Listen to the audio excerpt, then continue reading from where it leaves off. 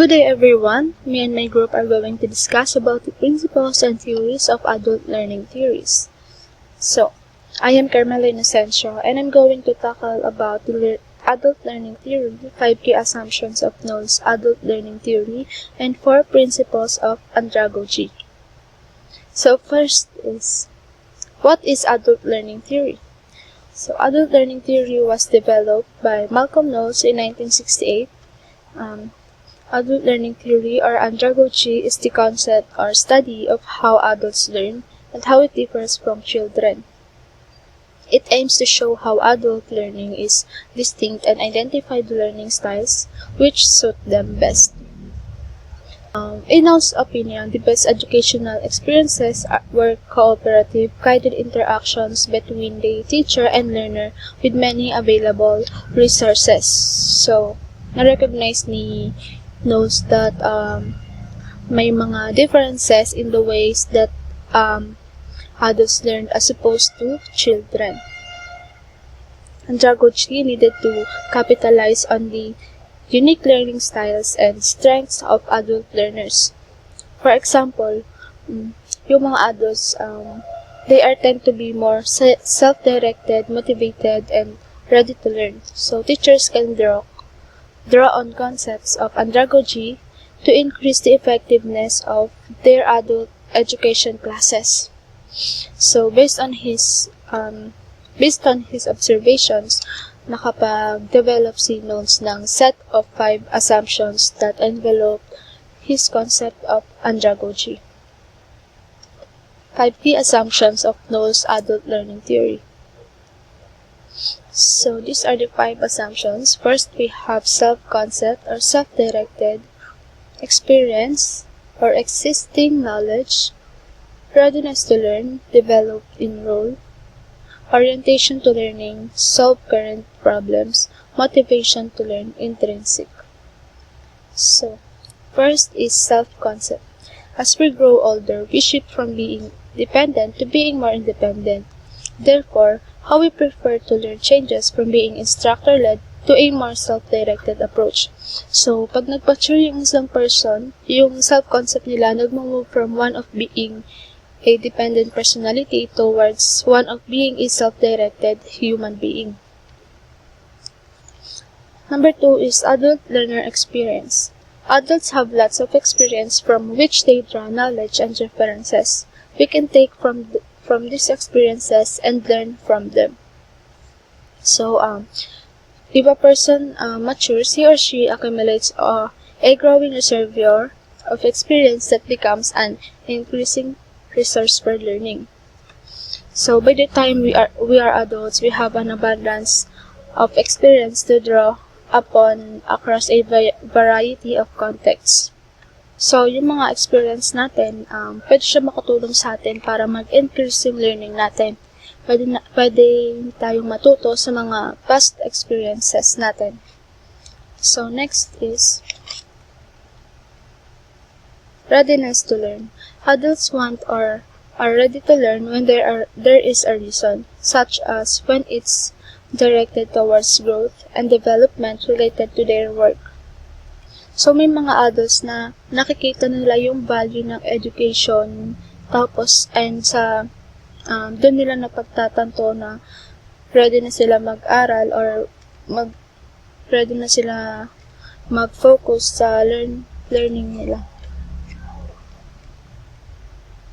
So yung readiness to learn becomes more oriented to the development task of our social and work-related roles. Next is orientation of learning. As adults, we want what we are learning to be actually applicable to our everyday lives. Instead of being general learning about a subject, we want to learn practical skills that help us solve problems and work better. So, yung mga adults, nagbabago yung perspective nila from one of postponed application of knowledge to immediate application. So, such as our orientation shifts from one of subject-centered to one of problem-centered. So, may mga adults na bumabalik sila sa education nila for specific practical reasons tulad ng gusto nila itry or pumasok sa ibang field or mga bagong field. So next is motivation to learn. As children, we learn because of external factors like parents and teachers. However, as adults, we want to learn for our own reasons. For example, to progress in work or to boost self-esteem. So, may mga ibang children, they are driven by external motivators. So, for example, may nakakuha tayo ng bad grades, so may punishment tayo makukuha sa parents natin, or if higher grades, may rewards tayo makukuha. So, we adults are more internally motivated. So, yung assumptions ng andragogy, nagko-contrast siya with sa assumptions ng pedagogy, which are that learners are dependent personalities who brings little or no experience to the educational activities, and learners attend to such activities because they have been told to do so. So, next, 4 principles of andragogy. So, there are 4 central principles that explain how to best develop learning for them. First, we have involved adult learners, adult learners experience, problem-centered, and relevance and impact to learners' lives. First is involved adult learners. When it comes to learning, adults want or need to be involved in how their training is planned, delivered, and executed. They want to control what, when, and how they learn. So, yung mga adults, gusto nila ma-feel na they have a sense of responsibility, control, and decision-making over their learning. So, kailangan nila maging involved sa planning, evaluation, and consultation ng learning nila para to be fully on board with successful execution. Next is adult learners' experience. Adults gain more when they can pull past experiences into the learning process. They can draw on what they previously know to add greater context to their learning. So, yung mga adult learners need to be able to draw upon their past experiences to aid their learning. So, pipili ka lang ng mga case scenarios and examples that they can relate to, as well as refer to their direct past life, work, and social experiences to bring the meaning of learning into their world as they understand it. Next is problem-centered. Memorizing facts and information isn't the right way for adults to learn. They need to solve problems and use reasoning to best take in the information they are being presented with. Yan. So, may mga adult learners na mas engaged sa learning kapag may problem na kailangan i-solve. So, the more an adult learner can practice new skills, competencies, or the application of knowledge, mas they are more transformational impact the learning invention will have. Next is relevance and impact to learners' lives. Adults want to know, how can I use this information now? What are the learning needs to be applicable to their lives and be implemented immediately? So, yung training program dapat ay meaningful at relevant sa mga adults, learners, sa buhay nila, and sa business nila. So, dapat makita nila clearly kung bakit at paano naging importante to sa kanila personally at paano to na-apply sa buhay nila. Pero pag hindi nila makita or malaman kung paano na-apply to sa buhay nila, it is suggested that motivation towards the training intervention will be significantly reduced. So, Knowles' adult learning theory is important in that it clearly outlines the difference in learning characteristics between children and adults. So, that's all, and let's proceed to the next reporter, which is Edric Idieska. Hi everyone, my name is Edric Januel T. Idieska, and I will be discussing 2 topics for you guys. The first one is apply adult learning theory to your corporate learning. The second one is learning theories in adult learning theory. So why should we apply adult learning theory in our corporate learning? As Ms. Inocencio discussed about the adult learning theory, we have known that it is a concept or study of how adult learns and how it differs from children. It is best to apply adult learning theory now because of the pandemic that we have encountered. This led us to self-learning or learning from our home. So there are few tips in using this theory in our e-learning. First is analyze your learning with the theory in mind. You must evaluate your learning capabilities and then apply how the andragogy works. You should also assess how previous training performed and know whether it may or may not have fitted into your e-learning. The second one is collaborate on the learning you're providing. During the learning process, we should encourage collaboration, opinions, and discussion with other learners or instructors. And then once the training is completed, ask for feedback on everything. It will give the learners a sense of participation throughout the process. The third is enabling self-directed learning. Unlike the past, now that there are so many LMS or learning management system such as Moodle, Google Classroom, and many more that we can use in our e-learning. In that way, we can create a much more self-directed, independent learning environment for us learners. The fourth one is using real-world learning examples. It is very beneficial to use real-life examples to make learners familiarize themselves in the world that we live in. Real-life learning examples are very useful. We can use it someday when we live our life on our own or when we are making a living for ourselves. The fifth is letting the learners figure it out themselves. In adult learning theory, the best attribute is being independent, making sure that you can analyze the problems yourself in order to get your brains working. Last but not the least is experimentation is the key. Adult learning theory has so many practical uses in order to learn. But as always, the key to great learning is to experiment and test, knowing if the learning that you are providing is beneficial to the learners. So there are 4 learning theories involved in adult learning theory that we can make use of. Let us know each one of them and their advantages as well as their disadvantages.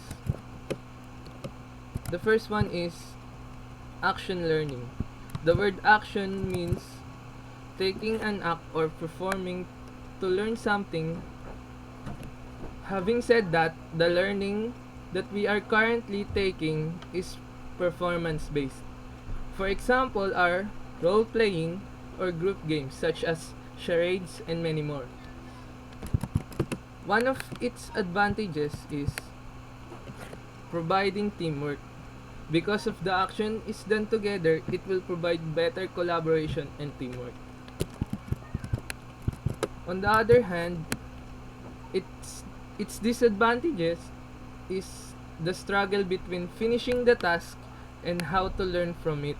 Sometimes we only want to finish the task, but we didn't learn anything from it. So the second one is experiential learning. Learning from experience is the main point here. We take the knowledge by doing something or experiencing it firsthand. In our course, for example, is we learn from assembling and disassembling the computer or typing our codes from the computer. One of its advantages is it makes the learners more proficient in their field because you practice them to do the things that can make them more skillful. In the contrast, its it its disadvantage its disadvantages is experiential learning does not cover differences in social experiences or situations. We all have our various practices in life. There are some opinions that are not the same of ours, but does not mean that we are right or the other person is wrong. We should know that we all have differences. Another disadvantage is the world that we live in constantly changes. We should also adapt to changes that occur in our world. The third one is project based learning. Project making is very helpful when we take the knowledge that we got for our future. Project means a lot of problem solving would be done. Sometimes it is done by group and sometimes it can be done alone. It depends on the situation. In our course, we have been making a project such as website, animation, and many more that is connected to the computer. One of its advantages is it might have a chance that we can work on a project that can be needed in our future. Most of the projects that we can encounter may have the possibility that it can be helpful in our near future. In the contrary to that, project-based learning usually takes more time to deal with. It is very time consuming. So when it comes to taking standardized tests, the learners might have poor performance because they do a lot in the project. Lastly is self-directed learning. I've discussed this in my previous topic. There are many LMS or learning management system that we can access across the web. For example is Edmodo, Moodle, Google Classroom, and many more. These websites or applications can be a great help in learning on our own. The traits that we should acquire are being independent and responsible. One of its advantages is it promotes the development of self-confidence, initiative, and life satisfaction. We are responsible for making our choices in life that will help to create our own paths. The more practiced learners have with making their own decisions, the more likely they are to grow mature, sensible, and productive. In the contrary, self-directed learning has its own downfall. Barriers can be internal and external. Internal barriers are the lack of confidence and independency. External barriers can be environmental, such as noises outside or the problems at home. The barriers can have a great impact in learning on our own. It is best to conquer it all. Thanks for listening. Hi classmate, I'm John Reyes de la Cruz. I'm going to report about 3 learning theories every designer must know. Let's proceed. Number 1 theory. Andragogy, tapping into prior experience. Number 1. Need for knowledge. Adults need to know why they should learn. So, yung sinasabi dito guys is dapat daw alam ng adult kung ano yung bakit daw sila nag-aaral. Parang sa sarili lang nila. Why they should learn.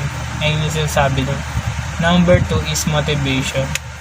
Adults are driven by internal motives. They will learn if they want to. Kailangan may motivation sila para matuto. Ayun yung sinasabi sa motivation.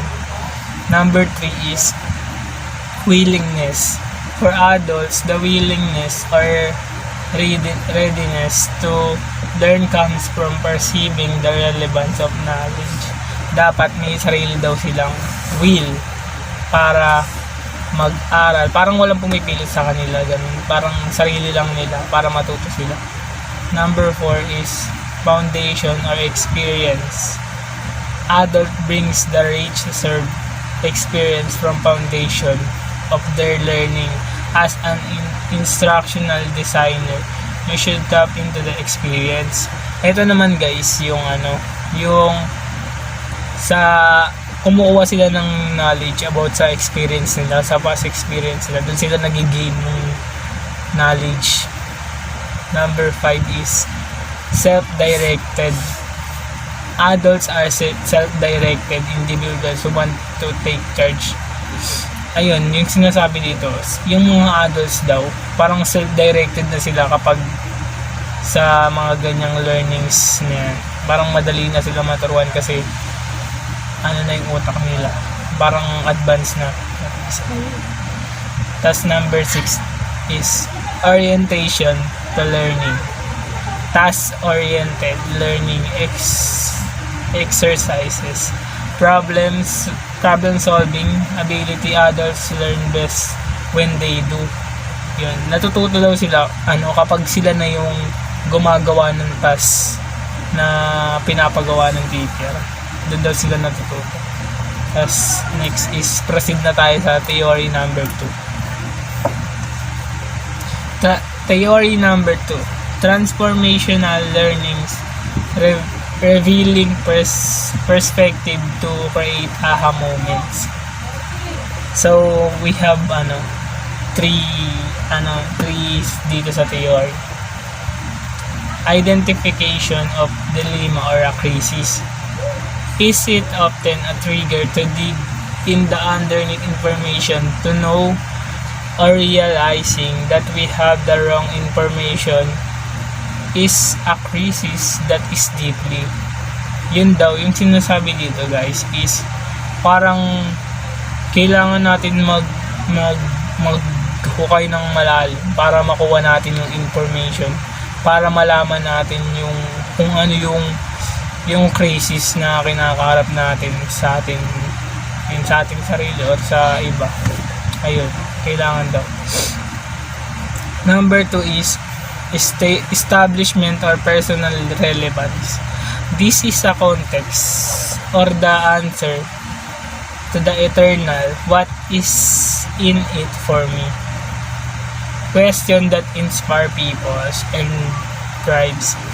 So yung sinasabi naman dito guys, yung parang yung sa sarili nila, parang na-motivate nila yung sarili nila, para na-inspire nila para mag-aral pa sila. Yung mga tanong nila sa sarili nila, ganun, para ma-inspire sila. Number 3 is critical thinking. You learn are sensible, rational people with minds of their own, so you should create opportunities of critical reflection, premises reflection. So ito alam naman natin to guys, yung critical thinker na adult, yung parang sila yung mabilis matuto kasi sa parang mabilis nila magain yung parang tinuturo ng mga teacher, ganun. Bali sa reflection sila nagaan. So proceed na tayo sa theory number 3. Theory number 3, experiential learning, trying reality to create meaning. Ito na yung sa experiential nilang mga adult. So number 1, concrete experience or CE. Adults learn best when they learning experience go beyond the chalk and the talk routine. So ito naman guys, yung parang mas natututo sila kapag parang visual sila. Parang gusto nila yung may tinuturo yung teacher, nagsusulat sa board, tapos dinidiscuss niya kung ano yun, ganon. Mas natututo siya sa ganon. Yung number 2 naman, reflective observation or RO kung tawagin. Adults need to engage with the reflect on their experience to glean insight and acquire knowledge. Create opportunities for watching action unfold before the eyes. So yung sinasabi nga dito guys, Yung parang ginagamit nila yung experience nila para mag-acquire pa ng maraming knowledge sa sarili nila, ganun. Kunyari nga daw yung watching, ganun. Number 3, abstract conceptualization or AC kung tawagin. Design assessment to encourage learners exercise their critical thinking abilities. Success of experiential learning lies being able to. Parang yung kanina guys, yung sinabi ko kaninang critical thinking abilities, parang ganon nga siya. Conceptual siya guys. Parang mas madali sila natututo. Yung mga conceptual na abstract. Number 4 natin is active experimentation or AE. Role-playing activities, internship, and other hands-on tasks that learners apply the learning. So yun, ito naman parang sila yung gustong mag-perform mga ganun. Parang gusto nila sila yung gagawa nung ng task na kailangan gawin para mas matuto sila. Parang gusto nila ng hands-on. And that's all guys. Thank you. The next reporter is Maynard. Good day, ma'am, and good day, classmate. I am Maynard M. De La Cruz from CPT 31. So for today's report, I'm the one who assigned to discuss. The first is why adult education is important, and the second is the principle of adult learning. Let's start from why adult education is important. The first is, for some it is the fulfillment of a dream that was unattainable earlier in life. The second is, for some it is simply the opportunity to continuously learn and enjoy learning even without gaining a diploma or degree. The third is, for some attending university is the route to advancement in an existing career or a shift into a new field.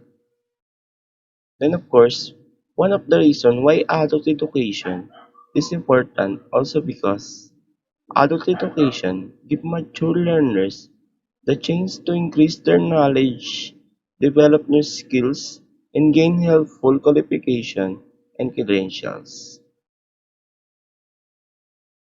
Now, let's talk about the principle of adult learning. There are six principles of adult learning by Malcolm Knowles. And the next reporter is referred six principles of adult learning. A core principle of adult learning theory is that online learners must be actively involved in the process so that they're empowered and motivated. They should play a part in developing e-learning content, evaluating performance, and creating training criteria. The next page is Malcolm Knowles. Malcolm Shepard Knowles, 1913-1997, was an American educator well known for the use of the term andragogy, a synonymous to the adult education. According to Malcolm Knowles, andragogy is the art and science of adult learning. Thus, andragogy refers to any form of adult learning. According to Malcolm Knowles again, emphasized that adults are self-directed and expect to take responsibility for decisions. Page is most adult learning theories have been based on the work of Malcolm Knowles, who theorized that adult learning have distinct and unique characteristics. The first is andragogy, a term that describes the science of helping adults learn. Andragogy. It is describing the difference when it comes to learning, self-directed, and motivation between the adult and children. Andragogical, learner-centered method. Andragogical keyword, learning theory, education, self-concept, experiences, content, process, and practical learning. The third is pedagogical, teacher-centered method. Pedagogical, something refers to teachers or teaching. The last page is adult learning. It's defined as the entire range of formal, non-formal, and informal learning activities which are undertaken by adults after a break. Since leaving initial education and training, which result to new acquisition of knowledge and skills. To summarize it all, Adult learning is they are placed in a classroom, matched with other students who are roughly the same age and same level of expertise, and expected to do nothing but learn for the majority of the time they are there. And that's all for report. Thank you. Good day everyone. Hi, my name is Jake Jackson Ellie. I'm here to tackle about the principle of adult learning. Before we start, I have a question for you. How principle of adult important? So for me, it's very important for educators to identify appropriate ways and convert theoretical learning to practical activities. Work placement is a way for students to apply the theoretical concept learned inside the classroom into real-life situations. Adult learning has become a specific field of study and research. So the pioneer of adult learning was Malcolm Knowles. He identified 6 principles of adult learning. We will apply them here to the role of clinical educator with students in clinical settings. So let's start. The first one is the adults are internally motivated and self-directed. Adult learners make choice relevant to their learning objectives. They also direct their learning goals with the guidance of their mentors. Students need to be given the freedom to assume responsibility for their own choices. And to understand more my explanation is, in this principle of knowledge, adult learners resist learning when they feel others are imposing information, ideas, or action on them. And in this principle, the adult rule is to facilitate the students' movement toward more self-directed and responsible learning as well as to foster the student's internal motivation to learn. Their educators should effectively include them in the learning cycle and fill in as facilitators instead of actuality generators. Educators must give member points of view on the subject to cover and let them deal with the vendors that mirror on their installation. Results to likewise permit members' duty regarding introduction and gathering initiative and show member how the class will assist them with arriving at their objective. And the next one, the principle number 2. Adults bring life experience and knowledge to learning experiences. Educators encourage learners to connect past experience with current knowledge and activity. Educators must know how to relate them some of the learner's experience to the current learner's experience. So in this principle, Malcolm identified the adults like to be the given opportunity to use their existing foundation of knowledge and experience gained from life experience and apply it to their new learning experience. As clinical educators, you can find about your students, their interests and past experience, and assist them to draw on those experience and facilitate reflected learning opportunities. And next principle is number 3, which is the adults are goal-oriented. Adult learners aim to acquire relevant and adequate knowledge, and for this reason intended learning outcomes should be clearly identified. Once the learning goals have been identified, educators must align that learning activities such that these objectives are fulfilled within a certain period of time. Under this principle, grown-up understandings become prepared to realize when they experience a need to hear it, so as to adapt all more satisfyingly to genuine identities or issues. Your job is to encourage and understand the availability for issue-based learning and increment the understanding attention to the requirement for the information or expertise introduced. As an instructor, you can provide meaningful learning experiences that are clearly linked to the personal, client, and fieldwork goals and as well as assessment and future life goals, and provide real case studies through client, contract, and reporting as a basis for from which to learn about the theory or methods, functional issues, implications of relevance. Ask questions that motivate reflection, inquiry, and further research. And principle number 4, adults are relevancy-oriented. Adult learners benefit by relating the assigned task to their own learning goals. If it is clear that the activities they are not engaged into directly contribute to achieve their personal learning objectives, then they will be inspired and motivated to engage in projects and successfully complete them. So for this principle, learning must be appropriate to their work or different duties to be significant to them. Teachers must recognize destinations before the course starts and relate hypotheses and ideas to a setting natural to members. Grown-up students need to know the significance or what they are figuring out, how to what they need to accomplish. One approach to assist understudies with seeing the estimation of their perception and common sense encountered all through their situation is to ask the student to do some reflection of, for example, what they expect to learn prior to the experience, on what they learn after the experience, and how they might apply what they learn in the future, or how it will help them to meet their learning goals and provide some choice of fieldwork projects by providing two or more options.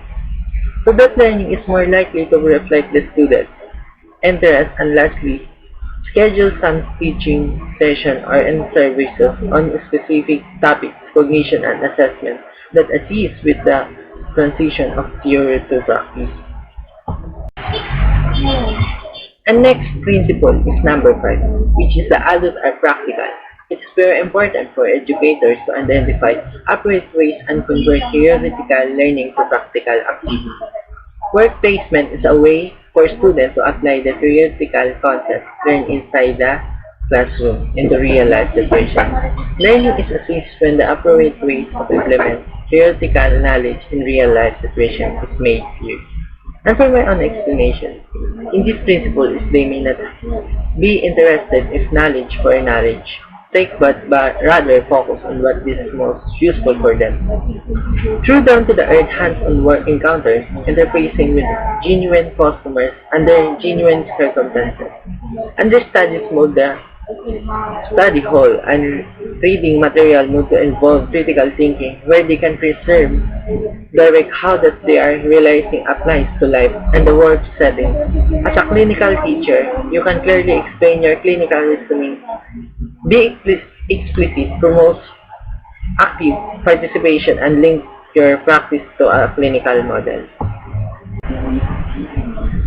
And last principle, number 6. Adult learners like to be respected.